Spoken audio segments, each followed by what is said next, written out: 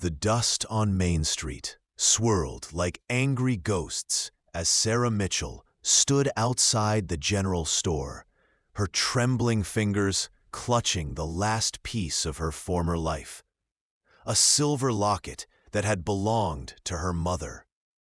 3 days without food had left her dizzy, her vision swimming in the harsh Nevada sun.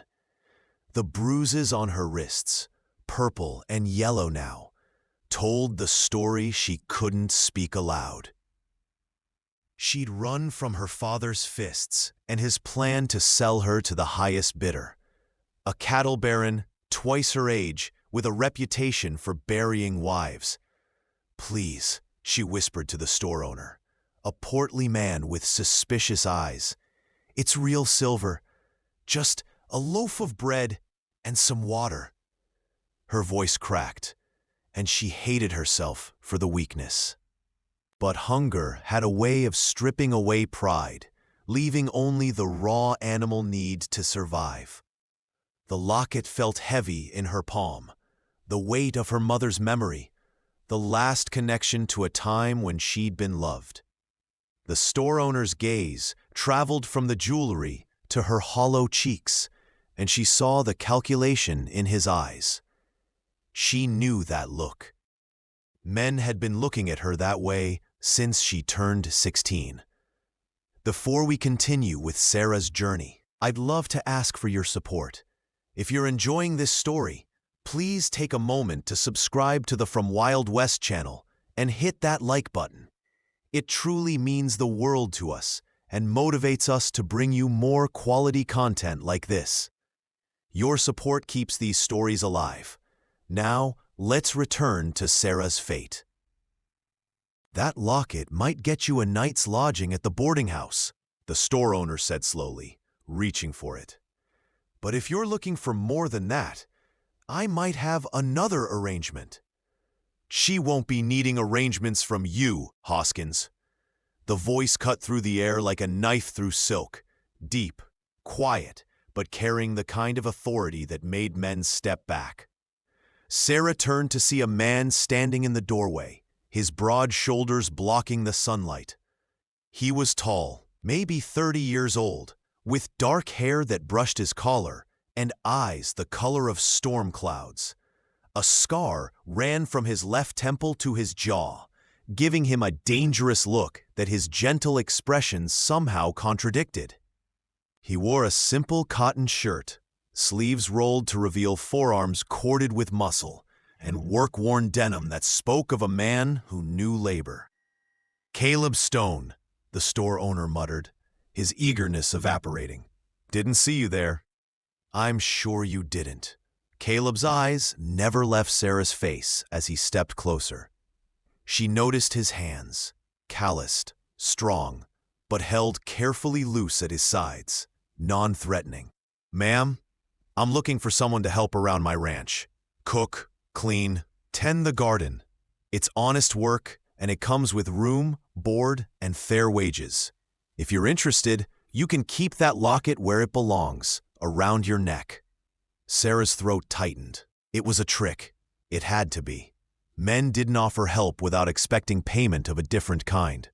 I don't have references. And I won't. I'm not asking for anything but work," Caleb said quietly, his eyes steady on hers. "And the only reference I need is the fact that you were willing to trade something precious for survival instead of stealing. That tells me what kind of person you are." He glanced at Hoskins with barely concealed disgust. "Which is more than I can say for some folks." The store owner flushed red, but said nothing. Sarah's legs felt weak, whether from hunger or hope, she couldn't tell. "Why would you help me?" "Because I remember what it's like to have nothing," Caleb said simply. He reached into his pocket and pulled out several bills, laying them on the counter. "Hoskins, pack up supplies, flour, coffee, beans, salt pork, and whatever else she needs. Add it to my account." Then he turned back to Sarah, and his voice dropped lower. "Ma'am, I'm offering you a choice. You don't know me, and you've got every reason not to trust men right now. But my ranch is 2 miles north of here. The Spring Creek Ranch. Anyone in town can tell you about me. You can walk there yourself if you want, or ride with me in my wagon. Either way, there's a job waiting if you want it. No strings, just honest work. Sarah searched his face for the lie, for the predatory gleam she'd learned to recognize. But she found only patience and something that looked suspiciously like respect. Her stomach cramped with hunger, and she realized she didn't have the luxury of caution anymore. Sometimes, you had to choose between different kinds of danger, and at least this man was offering her a choice. "I'll ride with you," she said, her voice barely above a whisper. "But I keep the locket." A smile ghosted across Caleb's scarred face. "Wouldn't have it any other way." The Spring Creek Ranch sprawled across a valley between two ridges of pine-covered hills. The grass still green despite the summer heat, thanks to the creek that gave the place its name. The house was modest but sturdy. Log walls chinked with clay, a stone chimney, and a wide porch that wrapped around two sides. Sarah noticed the details as the wagon rolled up the drive. The vegetable garden, badly in need of weeding. The chicken coop, with its gate hanging crooked. The windows that gleamed clean, despite everything else showing signs of neglect. "I apologize for the state of things," Caleb said as he helped her down from the wagon, his hand steadying her elbow for just a moment before releasing it. "My wife passed 2 years back, cholera. I've been managing alone since, but I'm better with cattle than housekeeping." The pain in his voice was old but not healed, like a wound that had scarred over but still ached in cold weather. Sarah understood that kind of grief. "I'm sorry for your loss." "Thank you." He grabbed the supply sacks from the wagon with easy strength. "Let me show you around. You'll have the bedroom off the kitchen. It's small, but it has a good window and a lock on the door. You can bolt it from the inside if that makes you feel safer." The casual mention of the lock made Sarah's eyes sting. He understood. This stranger understood what she needed, without her having to explain the fear that lived in her chest like a caged bird. The house was cleaner inside than she'd expected, though dust covered the surfaces and the floors needed sweeping. The kitchen had a good cast-iron stove and a hand pump right at the sink. Luxury. Her room was indeed small, barely larger than a closet, but the bed looked comfortable, and the window overlooked a meadow where wildflowers swayed in the breeze. "I'll sleep in the loft," Caleb said from the doorway, keeping a respectful distance. "I'm up before dawn most days to check the cattle. Breakfast at sunrise, dinner at sunset. Anything else, you set your own schedule. Sundays are yours to do with as you please. There's a church in town, if you're inclined. Or you can rest here." He paused, running a hand through his hair in what she would learn was a habit when he felt uncertain. "Sarah, it is Sarah, isn't it?" She nodded, surprised he'd remembered from when Hoskins had used her name. "Sarah, I need you to understand something. You'll be safe here. I give you my word on that. But if at any point you want to leave, I'll pay you what you've earned and drive you anywhere you want to go, no questions asked. You're not trapped here." The words broke something inside her, some dam she'd been holding together through sheer will. Tears spilled down her cheeks before she could stop them, and she turned away, humiliated by the display of weakness. "I'm sorry," she choked out. I don't mean to." "You've got nothing to apologize for," Caleb said gently. "I'll be outside tending to the horses. Take your time." He stepped back and pulled the door closed, giving her privacy for the first time in what felt like forever. Sarah sank onto the bed and let herself cry. For her mother who died when she was 12. For the years under her father's brutal hand. For the girl she'd been before fear became her constant companion. When the tears finally stopped, she felt hollowed out, but somehow lighter. She washed her face in the basin of cool water someone, Caleb, had left on the dresser, then studied her reflection in the small mirror on the wall. 23 years old, but her eyes looked ancient. Dark blonde hair that needed washing hung limp around her thin face. The bruises on her throat were fading to green. She looked like what she was, a survivor, barely. But maybe, just maybe, she could become something more. The first week passed in a blur of work that felt like medicine. Sarah threw herself into making the house a home again, scrubbing floors until her knees ached, washing windows until they sparkled, weeding the garden until her back screamed. Caleb worked from dawn until dusk with the cattle, appearing only for meals, always careful to announce himself before entering the house. "It's just me," became his standard greeting, called from outside before he'd open the door. They didn't talk much at first. Sarah cooked simple meals, beans and cornbread, salt pork with potatoes, stews that stretched the meat. Caleb ate with appreciation, always thanking her, never lingering at the table after the meal was done. She noticed things about him in those quiet dinners. The way he moved with an economy of motion, nothing wasted. The gentleness with which he handled his coffee cup, as if he was always aware of his own strength. The habit he had of looking out the window at the sunset before he spoke, gathering his thoughts. "You're a good cook," he said one evening as she cleared the plates. "Better than good. Emma, my wife, she used to say I'd burn water if left to my own devices." She wasn't wrong. It was the first time he'd spoken his wife's name aloud, and Sarah heard the catch in his voice. "How long were you married?" 5 years. Met her at a church social in Virginia City. She was the preacher's daughter, had every cowboy in 3 counties courting her, but somehow she chose me. He smiled at the memory, distant and bittersweet. Said she liked that I actually listened when she talked, that I saw her as a person, not just a pretty face. "That's rare," Sarah said softly, setting the dishes in the basin.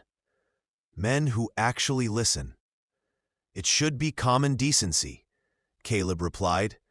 He stood, carrying his own plate to the counter without being asked. "But I reckon you've learned otherwise." She didn't answer, but her hands stilled in the soapy water. "Sarah." His voice was careful, like he was approaching a spooked horse. "I don't know what happened to you before you came here, and you don't owe me your story.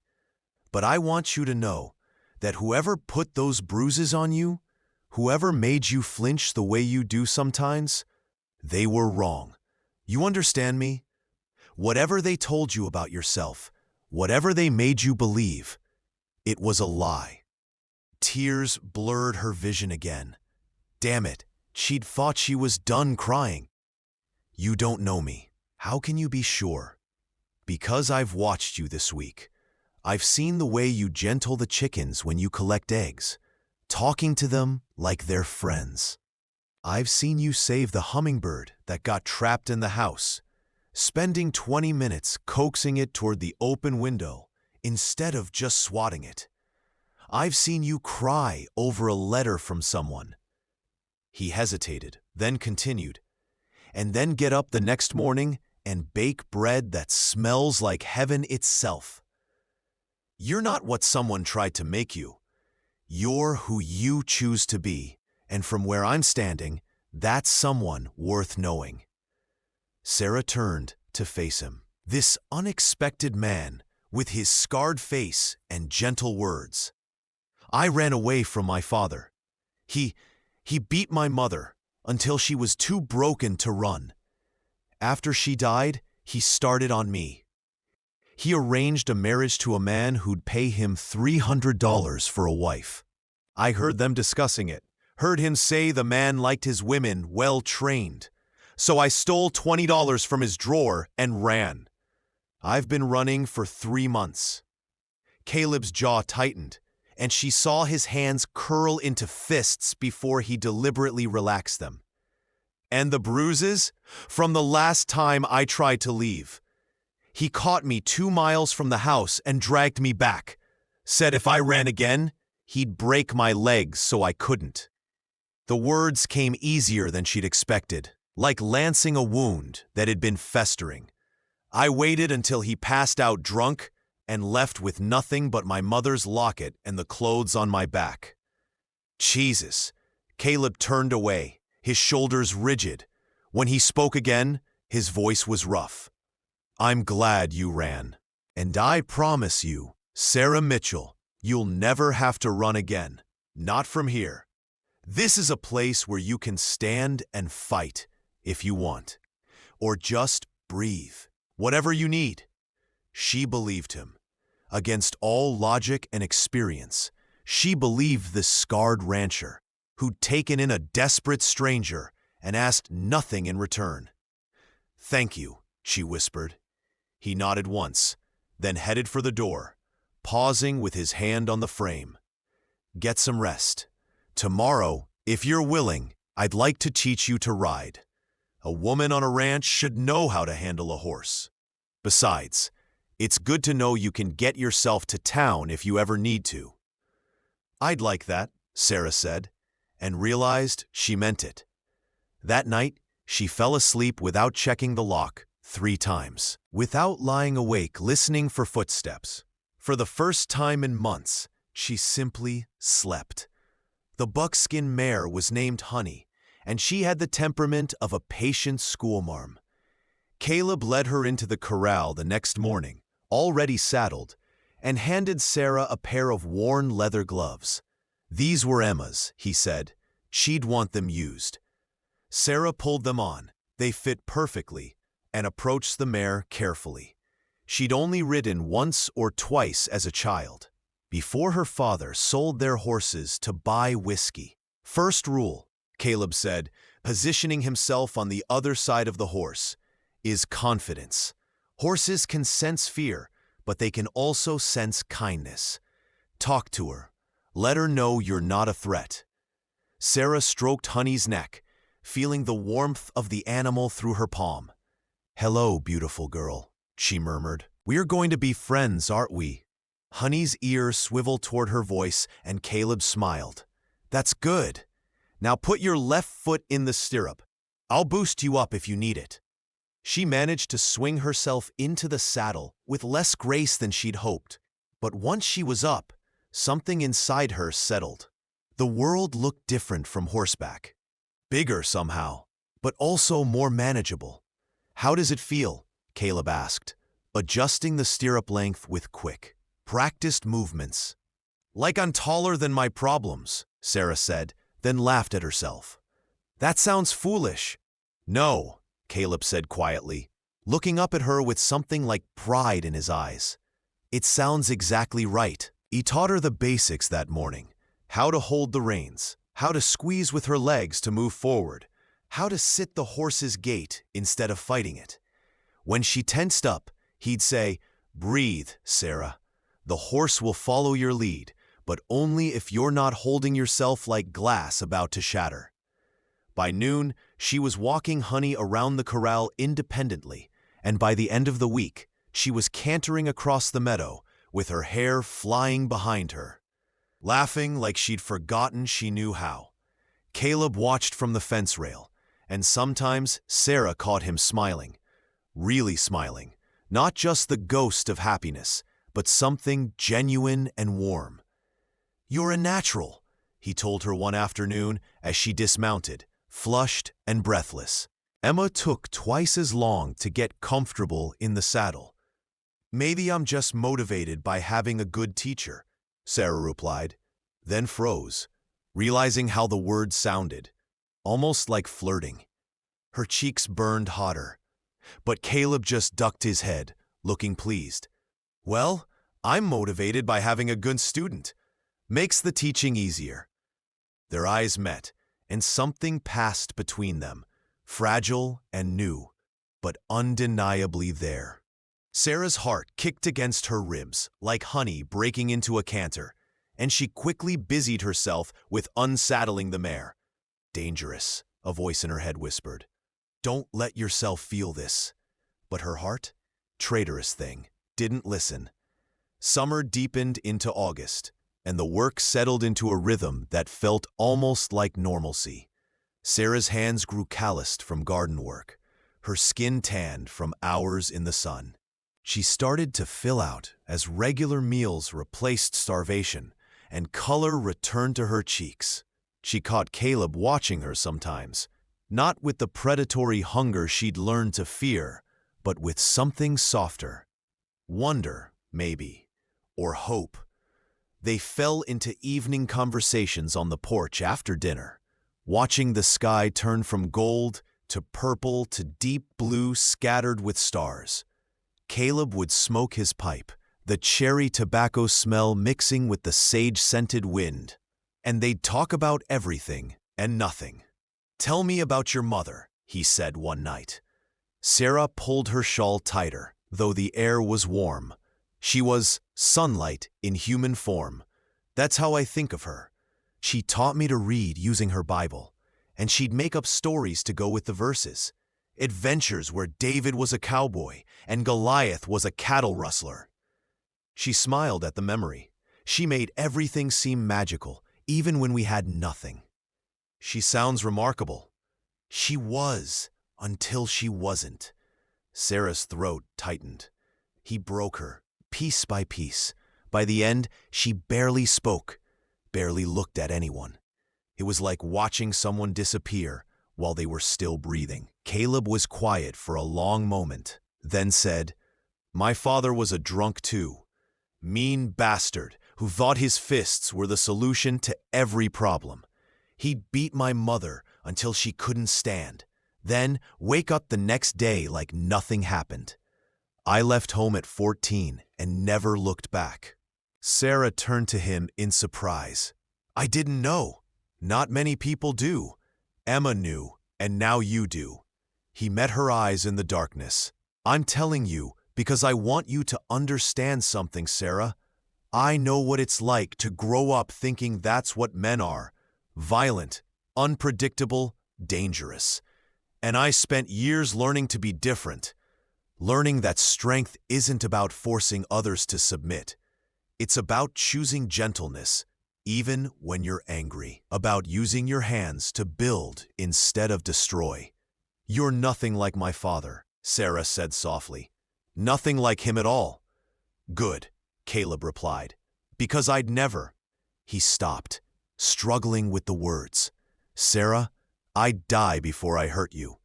You need to know that. Whatever this is between us, whatever it might become, that's a promise I'll keep until they put me in the ground." Her breath caught. Whatever this is between us. So he felt it too, this pull, this connection that had been growing steadily in the quiet moments and shared work. "I'm afraid," she admitted. "Not of you, of myself, of wanting something I don't know how to trust." "Then we'll go slow," Caleb said. He reached out, stopping his hand an inch from hers where it rested on the porch rail. "May I?"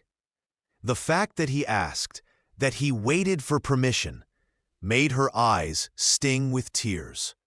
She nodded, and his calloused palm covered her hand, warm and steady and safe.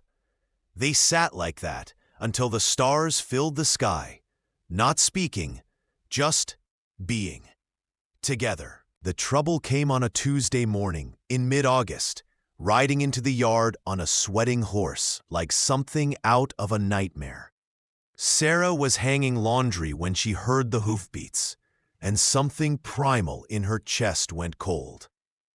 The rider was young, maybe 20, with a thin mustache and cruel eyes that swept over her like she was livestock. "Well, well," he drawled, dismounting. "Found you, didn't we? Little Sarah."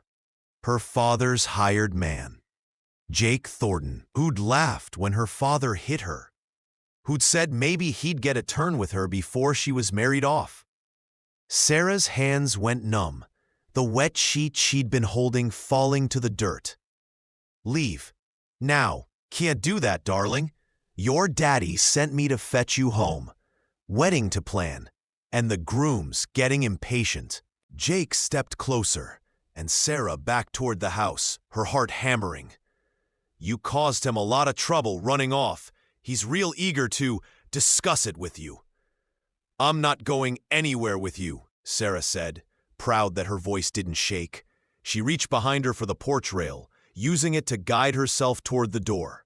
If she could just get inside, grab Caleb's rifle. That's where you're wrong. Jake's hand shot out, catching her wrist in a bruising grip.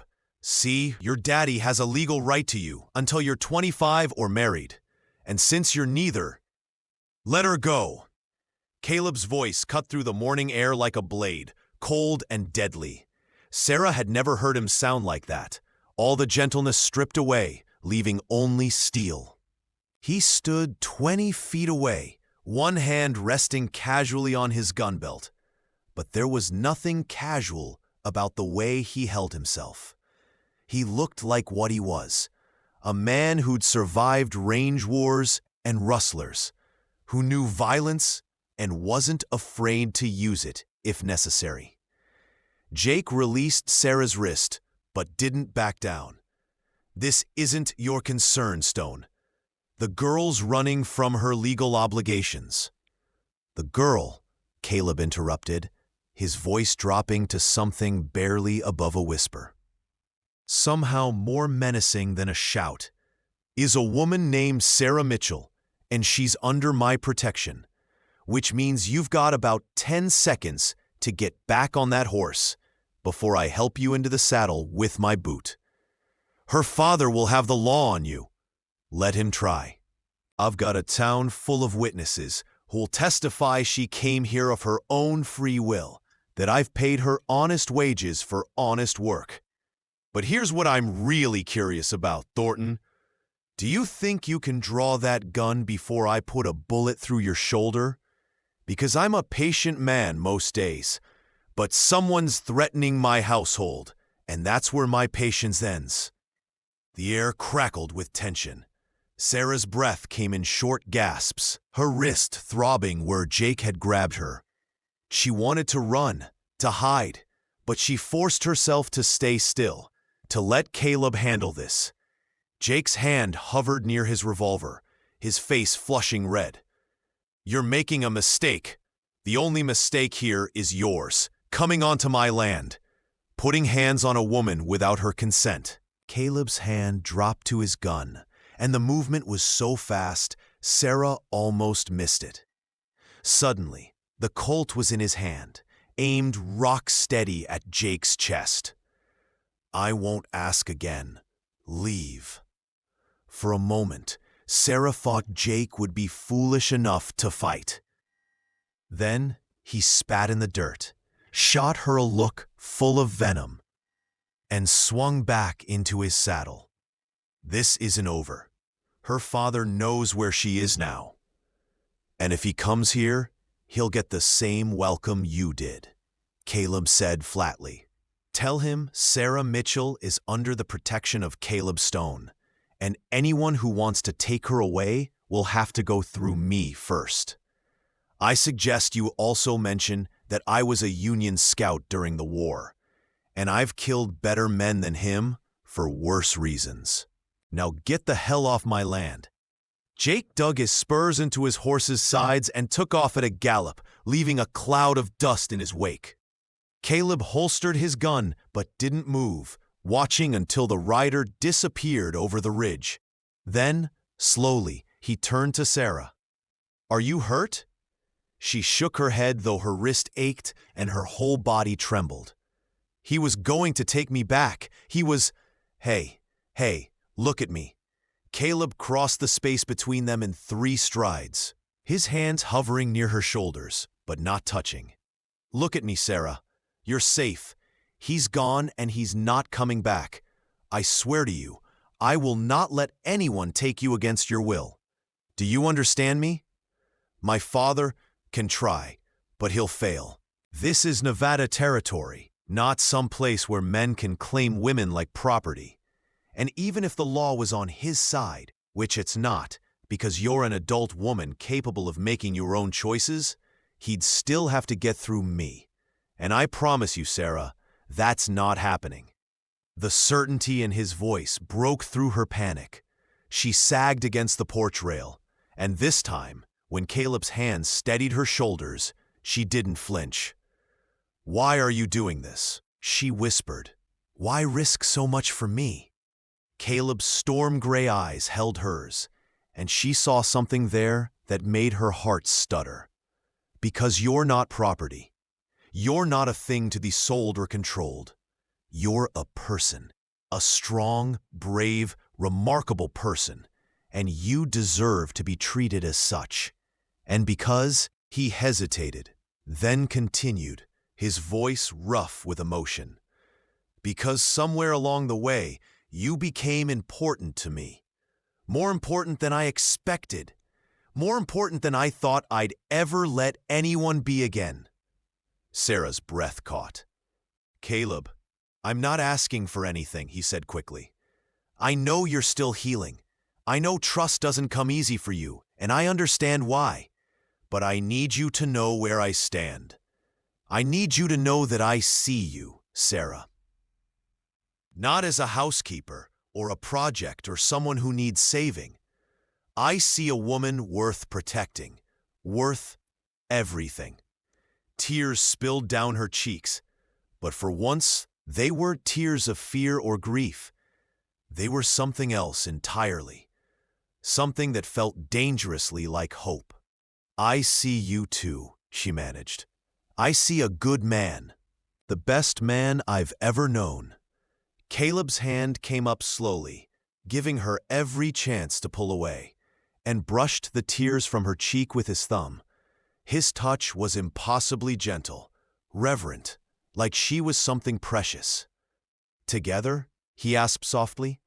It was the same word he'd used in small ways over the past weeks, when they'd worked in the garden, when he'd taught her to ride, when they'd fixed the broken chicken coop fence. But now it carried a different weight, a question and a promise, all at once. "Together," Sarah agreed, and felt something in her chest unfurl, like a flower opening to sunlight. After that day, everything shifted. Not quickly, they still moved with caution, aware of the fragile thing growing between them. But undeniably, Caleb started teaching her to shoot, his body close behind hers as he adjusted her stance, his breath warm against her ear as he murmured instructions.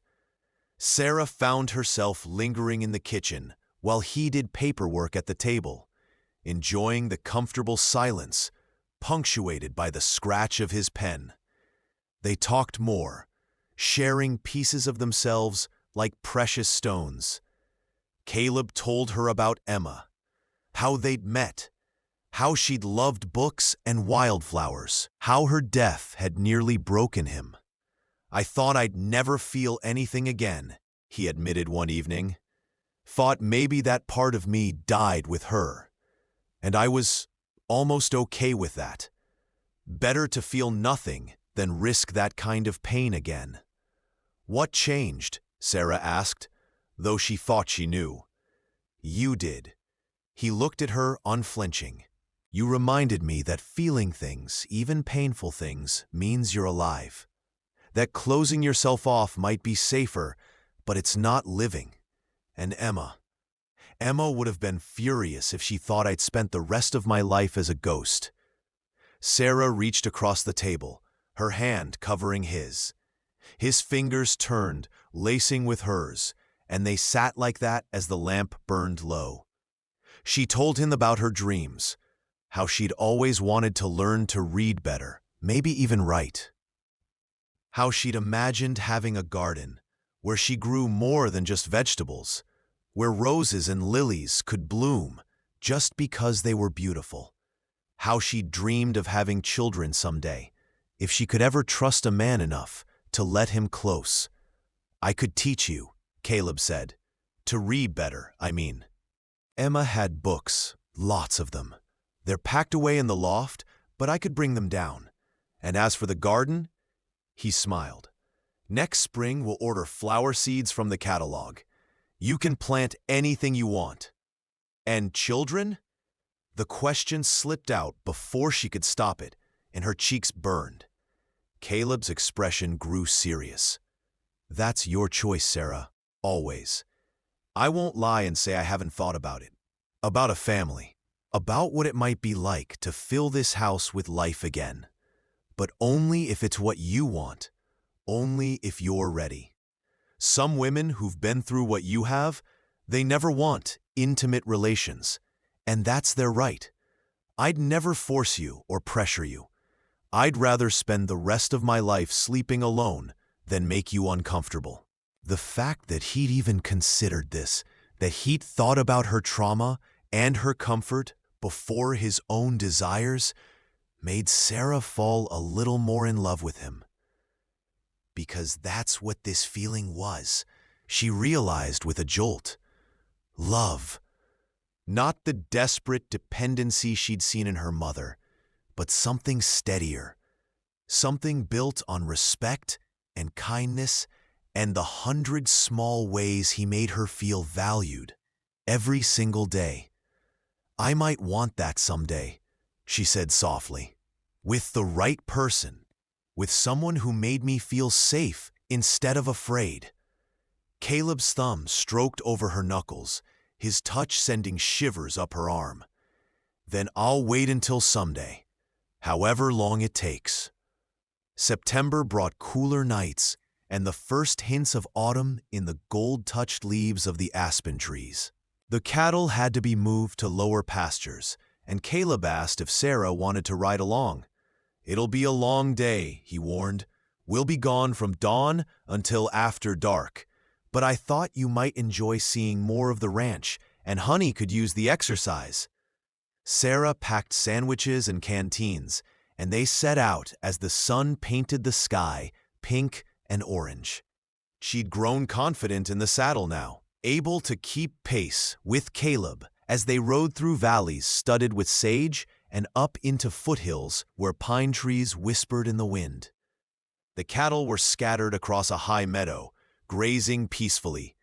Caleb taught her the art of herding, how to position your horse, how to read the cattle's body language, how to be firm but not aggressive. By noon, they had the herd moving toward the lower pasture, a river of brown and black bodies flowing across the landscape. They stopped to eat by a creek where the water ran clear and cold over smooth stones. Sarah dangled her boots in the current, sighing with relief as the coolness soothed her aching feet. Caleb sat beside her, close enough that their shoulders almost touched. "You did good today," he said, biting into a sandwich. "Most people take months to learn what you picked up in hours." "I had a good teacher," Sarah replied, echoing her words from weeks ago. "And maybe I'm just motivated to prove I can do this, that I'm more than what my father tried to make me." "You've proven that already, Sarah. To me, and I hope to yourself." She turned to look at him, this man who'd taken her in and asked nothing in return, who'd taught her to ride and shoot and believe in herself again. His profile was strong, the scar on his jaw catching the sunlight, and she had the sudden, overwhelming urge to touch him, to close the careful distance they'd maintained. "Caleb," she said softly. He looked at her, and his breath caught. "Yes? Could I?" She reached up, her hand trembling slightly, and touched his scarred jaw. His eyes darkened, and she felt the tension in him, the careful control.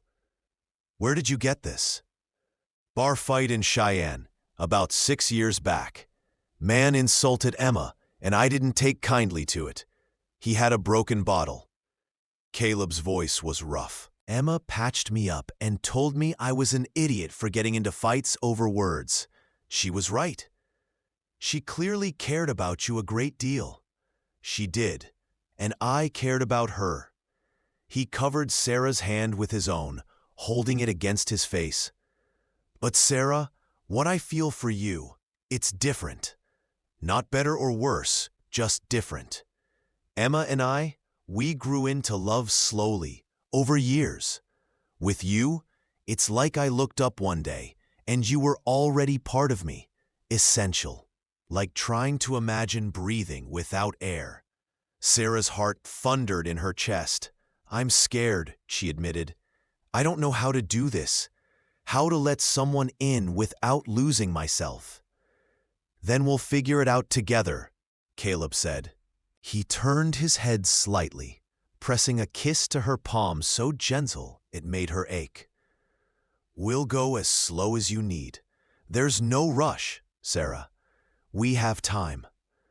Do we? She thought of Jake Thornton, of the threat her father represented. What if? No what ifs. Not today. Caleb pulled her closer, and she went willingly, tucking herself against his side with his arm around her shoulders. They sat like that for a long time, listening to the creak and the distant lowing of cattle. And Sarah felt something she'd never felt before. Peace. Complete, uncomplicated peace. The attack came 3 weeks later, in the dead of night. Sarah woke to the sound of breaking glass and men's voices shouting. For a moment, she was frozen, transported back to her father's house, to nights when he'd come home drunk and violent. Then training took over. Caleb's training. She rolled out of bed, grabbed the revolver he'd insisted she keep in her nightstand drawer, and pressed her back against the wall beside the door. More shouting from outside. Caleb's voice, sharp with command. Get off my property! Then gunfire, loud enough to make her ears ring. Sarah's hands shook as she checked the revolver's chambers. Loaded. All 6, and eased open her door. The main room was dark, lit only by moonlight through the broken window. She could see shapes moving outside, 4 or 5 men on horseback, and Caleb behind the overturned table he'd been using for cover. Last warning, Caleb shouted.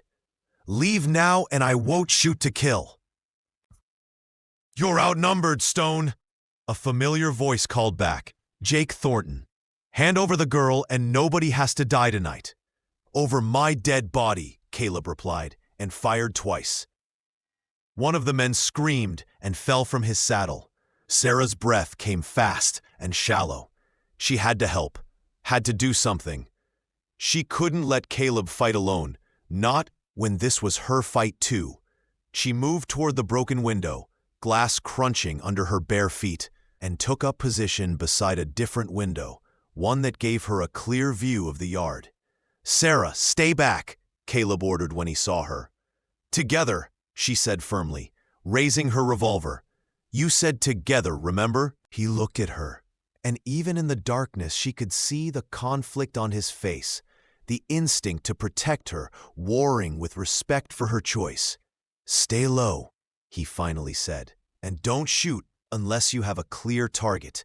One of the riders spurred forward, firing wildly. Sarah tracked him with her revolver, remembering everything Caleb had taught her. Breathe, aim, squeeze, don't pull. She fired once, and the man's hat flew off his head. He yanked his horse around and retreated, shouting curses.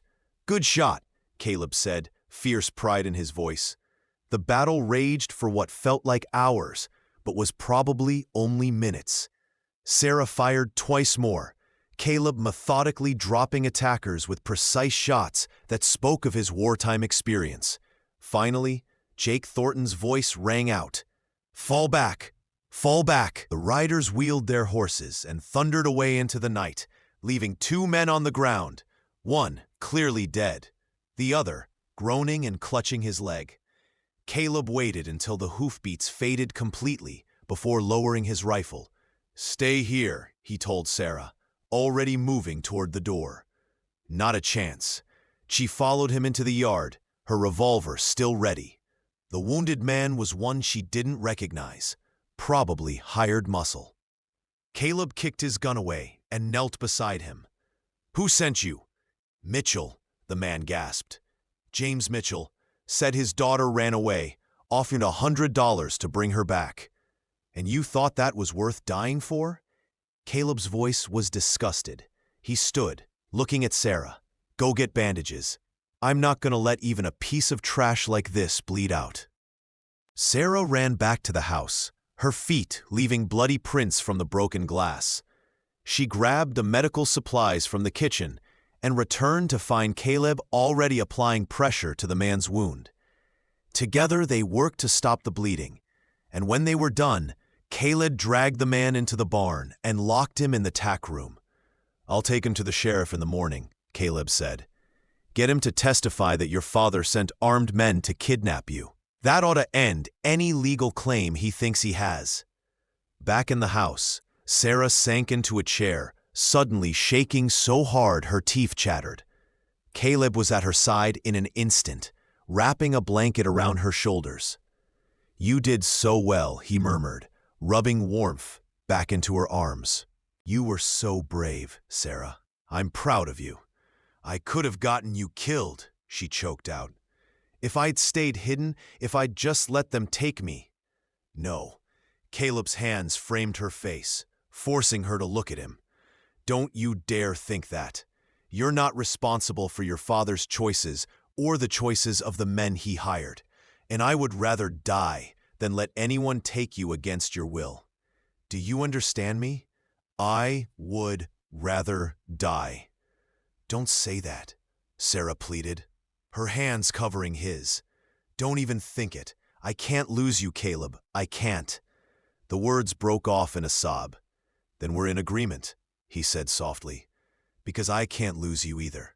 Somewhere between teaching you to ride and watching you plant flowers in Emma's garden, you became everything to me. And I know it's too soon. I know you're still healing. But Sarah, I love you. I love your strength and your kindness and the way you talk to the chickens like they're children. I love the sound of your laugh and the stubborn set of your jaw when you're determined to do something. I love all of it, all of you. And if you need 20 years to feel the same way, I'll wait. But I needed you to know, especially tonight when we almost—" His voice cracked. "I love you too," Sarah said, the words tumbling out in a rush. "I think I've loved you since the day you told me to keep my locket. I was just too afraid to admit it." Caleb's eyes closed, and when they opened again, they were bright with unshed tears. "Sarah Mitchell, would you consider marrying me? Not because it's practical, or because it would end your father's legal claim, though those things are true, but because I want to spend every day for the rest of my life making you happy. Because I want to wake up next to you and fall asleep holding you. Because the thought of a future without you in it is unbearable." Sarah's heart felt too big for her chest. "Yes," she whispered. "Yes, Caleb Stone, I'll marry you. But what is it?" Concern flashed across his face. "I'm still scared," she admitted. "Not of you, never of you, but of intimacy, of being vulnerable in that way. I want to be with you completely. I do, but I don't know if I can." "Hey," he kissed her forehead, gentle as a prayer. "We go at your pace, always. If that means we wait a year or 10 years, so be it. You're more important to me than any physical act, Sarah. The intimacy we already have, the trust, the conversation, the way you let me see you cry and laugh and rage, that's what matters. Everything else is just extra. Beautiful extra, when and if you're ready for it." but not required for me to love you completely." Sarah pulled him close, burying her face in his chest, and let herself cry, not from fear or pain, but from the overwhelming relief of being truly, deeply loved. Caleb held her as she shook, his hands stroking her hair, whispering words of comfort and devotion. When the tears finally stopped, Sarah pulled back just enough to look at him. His face was dear to her now. Every line, every scar, every expression she'd learned to read. "I want to try," she said softly.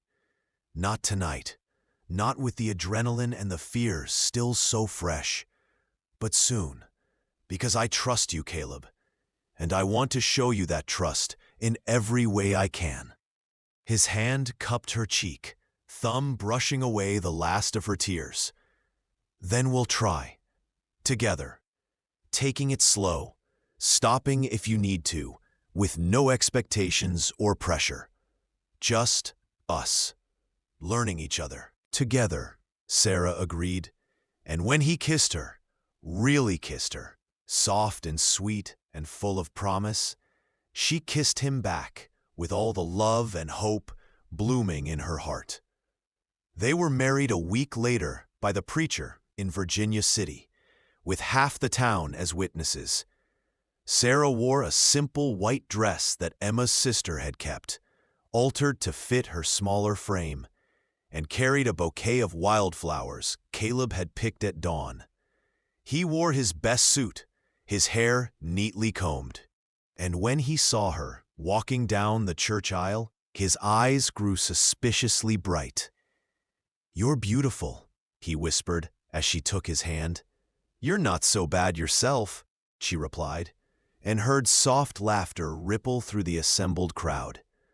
The ceremony was brief but meaningful. When the preacher said, "You may kiss your bride," Caleb leaned in slowly, giving her every chance to change her mind. But Sarah met him halfway, their lips connecting in a kiss that was both promise and celebration. Afterwards, there was a reception at the town hall with fiddle music and dancing. Caleb spun Sarah around the floor, and she laughed breathlessly, amazed that this was her life now. This joy, this freedom, this love. "Happy?" Caleb asked, his arms secure around her waist. "Happier than I knew was possible," Sarah admitted. "You gave me back my life, Caleb. You gave me back myself." "No," he corrected gently. "You did that. I just gave you a safe place to heal. Everything else, all that strength, all that courage, that was always you." That night, they returned to the ranch as husband and wife. Sarah felt nervous as they entered the house, but Caleb seemed to sense her tension. Instead of leading her to the bedroom, he took her out to the porch where they'd spent so many evenings talking. "I thought we could sit for a while," he said, "like we always do, unless you want—" "No," Sarah said quickly, "this is perfect. Just being with you is perfect." They sat in their usual spots. Except now, Caleb pulled her close, her back against his chest, his arms around her waist. She could feel his heartbeat against her spine, steady and sure. "I meant what I said about going slow," he murmured against her hair. "There's no rush, Sarah. We have the rest of our lives." But as they sat there under the stars, Sarah felt her fear beginning to loosen its grip. This was Caleb, her Caleb, who'd never once hurt her, who'd given her nothing but kindness and respect, who'd promised to die before causing her pain. "Caleb," she said softly, turning in his arms so she could see his face. "I want to be with you, really with you. I'm nervous, yes, but I'm also ready, as ready as I'll ever be." He searched her eyes, clearly looking for any sign of doubt. "Are you sure?" Because there's no... She kissed him, effectively silencing his protests. When she pulled back, she was smiling. I'm sure. Take me to bed, husband, and go slow. The tenderness in his expression nearly undid her. Always, he promised. He carried her inside. She laughed and protested, but secretly loved it, and set her carefully on the bed in what had been his room, but was now theirs. Moonlight streamed through the window, silvering everything it touched. If at any point you want to stop, Caleb said, kneeling before her to unlace her boots, just tell me. No questions, no hurt feelings. This is about us being close, not about... I know, Sarah interrupted, her hands cradling his face. I trust you, Caleb. Show me what love is supposed to feel like. And he did, with infinite patience and reverence, taking hours to learn her body's language, stopping whenever she tensed, praising her courage, making her feel cherished and desired and safe all at once. When they finally came together completely, Sarah cried, not from pain or fear, but from the overwhelming rightness of it, the sense of finally being whole. I love you, she gasped against his shoulder and felt him shudder with emotion. I love you too, he managed, his voice wrecked. My brave, beautiful wife, my Sarah. Afterwards, they lay tangled together, her head on his chest, his fingers tracing lazy patterns on her back. Sarah felt different, not damaged or owned or used, but powerful, loved, complete. Thank you, she whispered. For what? For showing me I could reclaim this part of myself, for being patient, for loving me even when I couldn't quite love myself. Caleb kissed her forehead, her temple, her lips. Thank you for trusting me with something so precious. I'll never take that trust for granted, Sarah. Never. They fell asleep like that, wrapped in each other and in the knowledge that they'd found something rare and worth fighting for. A love built on respect, trust, and the courage to heal together. The following spring, Sarah's garden exploded with color. Roses and lilies and daisies mixed in with the practical vegetables. She'd also planted apple trees, thinking of the future, of children who might climb their branches someday. Her father had been arrested after the sheriff questioned the wounded man from the attack. He was serving 5 years for attempted kidnapping, and Sarah felt nothing but relief at the news. She'd written him one letter, explaining that she'd found happiness and that she forgave him for her sake, not his, but that she never wanted to see him again. She'd signed it Sarah Stone, and the new name had felt like freedom. Business at the ranch was good. Caleb had expanded the herd, and Sarah had started selling eggs and butter to the general store. They were building something together, not just a marriage, but a life, a future, a legacy. One evening in June, as they sat on the porch, watching the sunset, Sarah took Caleb's hand and placed it on her still flat stomach. I have something to tell you, she said, her voice soft with wonder. Caleb's eyes widened, and his hand spread protectively over her abdomen. Are you?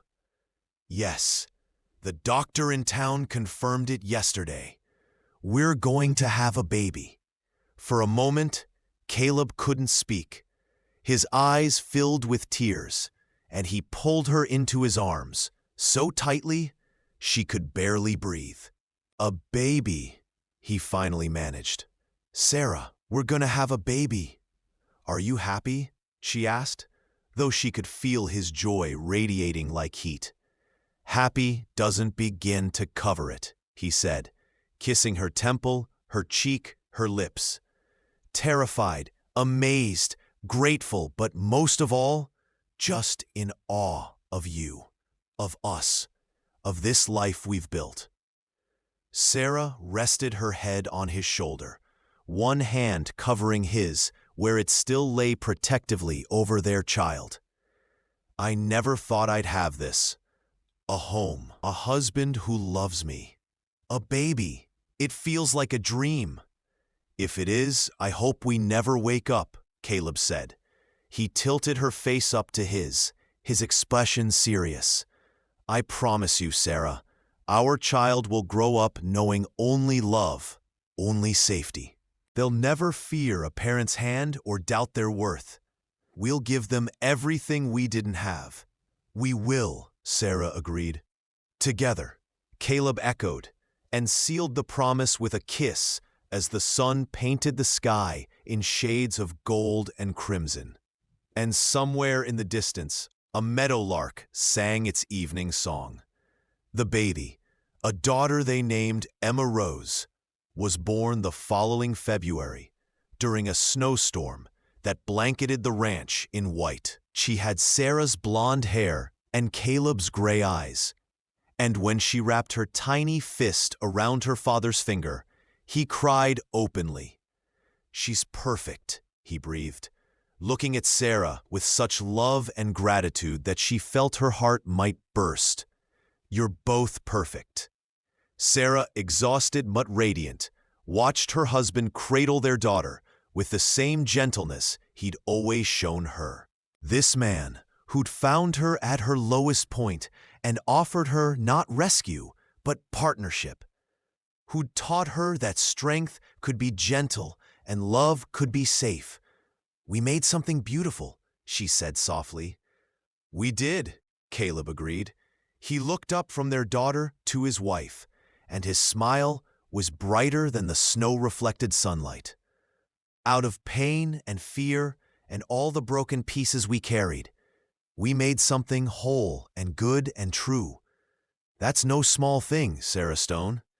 "No," she agreed, reaching for his hand. "It's everything." As she drifted off to sleep, Sarah's last thought was of gratitude, for the courage that had driven her to run, for the desperation that had brought her to Caleb's door, for the love that had taught her she was worth saving. She'd come to the Spring Creek Ranch broken and afraid. But she'd found more than shelter. She'd found home. Thank you so much for listening to this story. I'd love to know where you're enjoying this tale from. Are you listening at home, during your commute, or perhaps while working? Please subscribe to the From Wild West channel and share your thoughts in the comments below. What did you think of Sarah and Caleb's journey? Your feedback means the world to us.